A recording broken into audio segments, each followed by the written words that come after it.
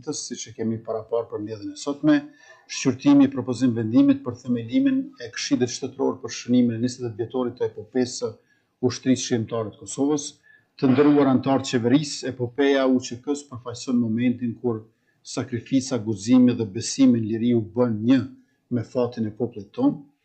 Qëndresa heroike e familjes Jashari dhe luftarëve të UÇK-s u shndërrua në frymëzim për një popull të tërë që kërkonte shtet dhe dinjitet.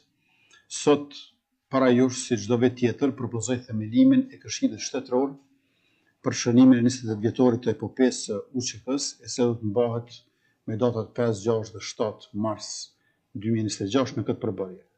Zotëri Ejup Maqedonci, Ministri i Mbrojtjes, kryesues, Zotëria Ndin Hoti, Ministër për Punë, Familje dhe Vlerat e Luftës Shqiptare, bashkëkryesues, Zotëri Samil Ushtaku, kryetari i Komunës së Skënderaj, antar, Zonja Saranda Bogujevci, Ministre e Kulturës dhe Turizmit, antare, Zotëri Albert Krasniqi, Ministri i Administrimit Pushtetit Lokal, antar, Zotëri Bashkim Jashari, Komandant i Forcës së Sigurisë Kosovës, antar, dhe Zotëri Gazmend Hoxha, Drejtori i Përgjithshëm i Policisë së Kosovës, antar, si dhe përfaqësues nga organizatat e dalë nga lufta UÇK-s, një antar.